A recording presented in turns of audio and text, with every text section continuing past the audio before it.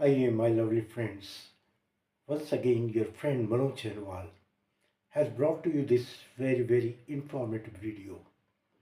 And I'm very excited today and hope you are well, you are perfectly all right and doing well.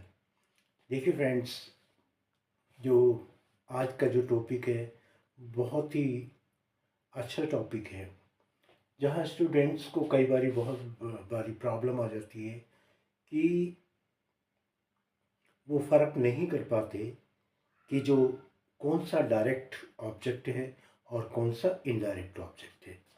Friends, direct और indirect object में फ़र्क होता है और वही आज हम देखेंगे कि किस प्रकार हम we can find out which one is a direct object and which one is a indirect object. तो फ्रेंड्स, चलिए चलते हैं और स्टार्ट करते हैं। On this board you are seeing there are given three sentences, and we take one by one sentence and then we will explain which one is the direct object and which one is the indirect object. देखिए friend, sentence number one, my father has bought me a bicycle, beautiful bike. my father my father has bought me a beautiful bike.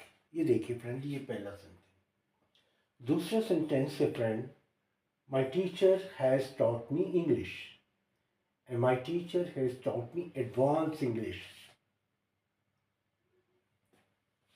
My teacher has taught me advanced English. Third sentence इसमें दे रखा है friend, Ren and Martin gave us so many examples. Ren and Martin gave us so many examples. तो देखिए friend, as per sentence, my father has bought me a beautiful bike, कि मेरे father ने, मेरे पिताजी ने मुझे एक बहुत सुंदर बाइक खरीदी, खरीद के दी है, खरीदी है, खरीद के दी है। ठीक है फ्रेंड, तो इसमें आप देखिए कैसे करेंगे कि माय फादर हैज़ गिवन, ये आपका हेल्पिंग वर्ब हो जाएगा हैज़, और bot is the third form हो जाएगी V3। तो ये जो सेंटेंस बनेगा फ्रेंड, ये प्रेजेंट परफेक्ट टेंस बनेगा, प्रेजेंट परफेक्ट, जिसकी पहचान ये है कि हैज़ हैव और वर्ब की थर्ड फॉर्म। लेकिन यहाँ हम कर रहे हैं direct object and indirect object. तो my father has bought me a beautiful bike. एक ये है बॉट मी, जिसका मतलब है मुझे, और अ ब्यूटीफुल बाइक, ये है ब्यूटीफुल बाइक। तो फ्रेंड, कौन सा इसमें दोनों ही ऑब्जेक्ट है, कौन सा डायरेक्ट ऑब्जेक्ट है और कौन सा इनडायरेक्ट ऑब्जेक्ट है? तो देखिए, इसको हम कैसे पता करेंगे? तो बड़ा सिंपल सा फार्मूला है फ्रेंड, इसके लिए बहुत ही सिंपल फार्मूला है कि जहां हमें आंसर व्हाट का मिले, जहां हमें आंसर व्हाट का मिले पूछें, हम पूछेंगे what. My father has bot मी, क्या क्या एक्शन हुआ, क्या चीज है वो? तो एक्शन किस पे हुआ? इस पे। तो जिस पे एक्शन होता है डायरेक्ट, उसे हम डायरेक्ट ऑब्जेक्ट कहते हैं, उसे हम डायरेक्ट ऑब्जेक्ट कहते हैं। क्योंकि खरीदा क्या गया, what has been bought, what has been purchase. तो फ्रेंड, यहाँ परचेज क्या किया गया है? यहाँ परचेज किया गया है अ ब्यूटीफुल साइकिल। यानी जो इसका एक्शन का जो डायरेक्ट रिजल्ट है वो ये है। तो यहाँ जो है a beautiful bike is the direct object है।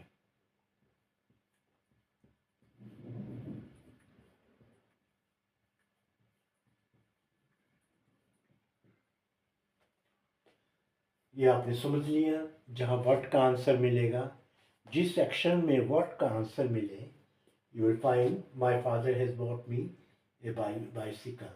तो you can, what has been bought, what has been bought, क्या खरीदा गया? तो खरीदा क्या गया है? a beautiful bike, तो a beautiful bike is directly linked to this. Beautiful bike is the direct object.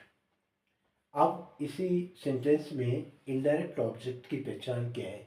What is the identification of indirect object? And friend, उसमें आप करेंगे, आप क्वेश्चन करेंगे whom, भाई whom किसको? तो यहाँ आंसर आता है कि माई फादर हैज बॉट मी। किसको? मुझे। माई फादर हैज बॉट मी। तो जो जो मी whom वाला आंसर आएगा वो फ्रेंड इनडायरेक्ट ऑब्जेक्ट हो जाएगा। ठीक है फ्रेंड, यहाँ ये जो मी है इसे हम इनडायरेक्ट ऑब्जेक्ट बोलेंगे। तो फ्रेंड समझ आ गया आपको कि डायरेक्ट ऑब्जेक्ट में to find out the direct object in any sentence और in any conversation we make a question of from what. जो भी एक्शन हुआ है उसको व्हाट से कनेक्ट करेंगे। परचेज किया गया है, जो खरीदा गया, तो व्हाट हैज़ बीन परचेज्ड, क्या खरीदा गया है? तो खरीदा क्या गया है? A beautiful bike. A beautiful bike has been purchased. तो यहाँ ब्यूटीफुल बाइक जो डायरेक्ट ऑब्जेक्ट होगा और जो मी है वो इनडायरेक्ट ऑब्जेक्ट होगा। Moving to second sentence, my teacher has taught me English. My teacher has taught me English. Sentencing has and verb की third form, so it becomes present perfect tense. Present perfect tense has and have according to the subject, and because subject is singular, so we have placed here has. Taught is the third form of the verb V3. You will call it V3. My teacher has taught me English. Taught is the third form. Teach, taught, and taught. Second form is the taught, and third form is also taught. Now, the same question, what has been taught? क्या पढ़ाया गया? क्या? क्या का answer आता है? English. What has been taught? क्या पढ़ाया गया? English. So English is the direct object. English here is the direct object. Okay friend?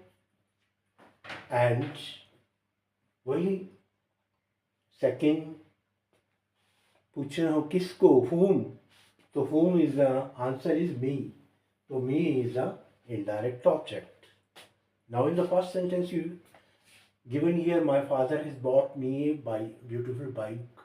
A beautiful bike is a direct object. Me is the indirect object. My teacher has taught me English. English is the direct object, and me is the indirect object. Now moving to sentence number 3. Ren and Martin gave us so many examples.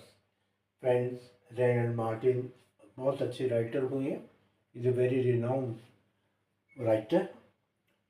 So here's the example given over here.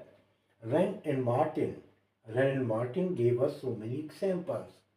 जो ये sentence बना है past definite का है, because subject के बाद second form of the verb use हो रहा है. सेकंड फॉर्म, ये सेकंड फॉर्म है. Give, gave, given. तो give is the second form. Give us so many examples. वही क्वेश्चन, क्या दिया गया? क्या दिया? What has been given? So many examples. So many examples is a direct object. Because this is the answer of what? What has been given? Given are so many examples.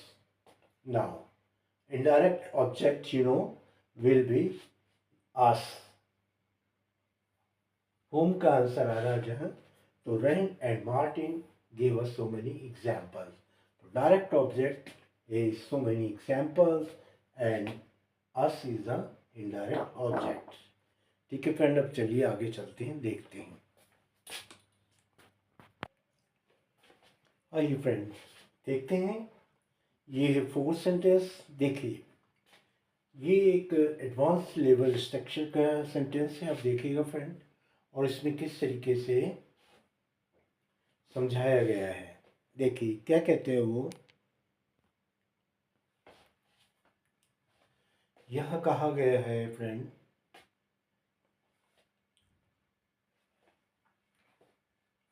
Ram told his son, Ram told his son to go market and bring,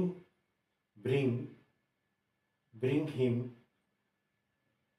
bring him paracetamol tablet, paracetamol tablet.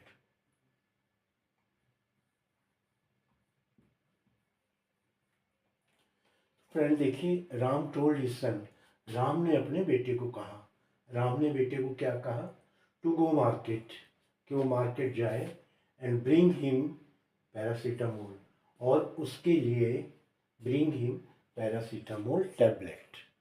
ठीक है friend, देख bring him paracetamol tablet. तो हम देखते हैं इसमें अगर subject और वर्ब का कॉम्बिनेशन है तो कितनी बार हुआ है।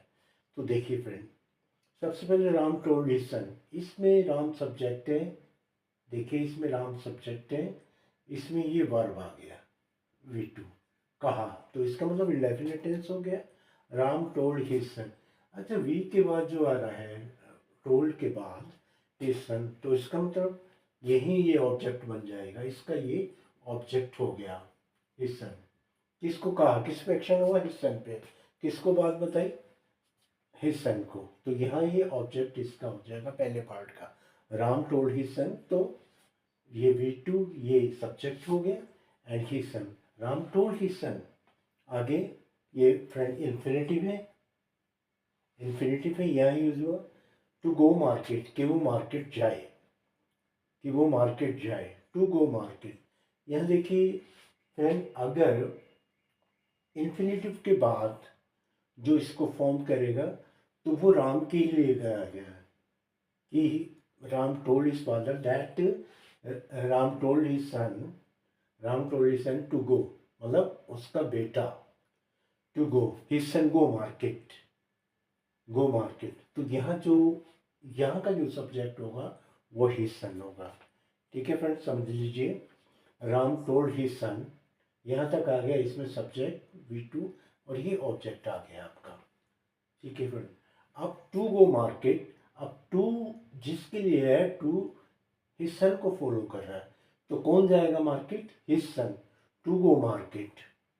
अब ये गो है, वी है, V1 है, क्योंकि हम टू इन्फिनिटी के बाद टू लगाते हैं। अब यह मार्केट जो है ये भी ऑब्जेक्ट हो गया, टू गो मार्केट, कहाँ जाना है, मार्केट जाना है, तो मार्केट भी ऑब्जेक्ट हो गया। तो इसका मतलब एक यहाँ ऑब्जेक्ट हो गया, दूसरा ऑब्जेक्ट हो गया। अब थर्ड सेंटेंस बना, and bring him paracetamol tablet.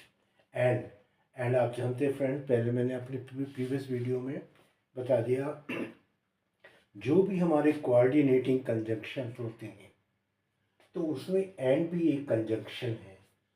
ये एंड जो दो क्लॉजेस को मिला देता है, दो सेंटेंसेस को मिला देता है, तो ये एंड इसलिए हुआ, एंड और ब्रिंग हिम पैरासीटामोल टैबलेट।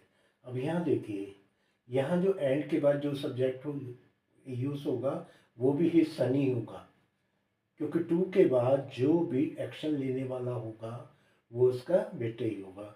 तो Ram told his son to go market, to go market and bring him paracetamol tablet. अब फ्रेंड ध्यान दीजिएगा, एक वर्ड ये आ गया और इसका ऑब्जेक्ट यहाँ दो दिए गए हैं object, bring him paracetamol tablet. अब क्या ब्रिंग करना है, ब्रिंग क्या करना है, तो ब्रिंग करना है पैरासीटामोल टैबलेट। तो ये यहाँ फ्रेंड इसका ये जो पैरासीटामोल टैबलेट है ये डायरेक्ट ऑब्जेक्ट कहलाएगा, ये होगा direct object, paracetamol tablet, paracetamol होगा डायरेक्ट ऑब्जेक्ट। एंड फ्रेंड जो हिम है, होम किसको लानी है उसको, तो ये इनडायरेक्ट ऑब्जेक्ट होगा।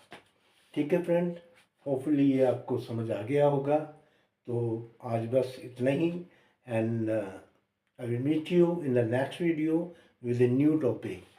And friend, once again, you are requested, if you like this video, so please like and share and subscribe my channel. Thank you very much.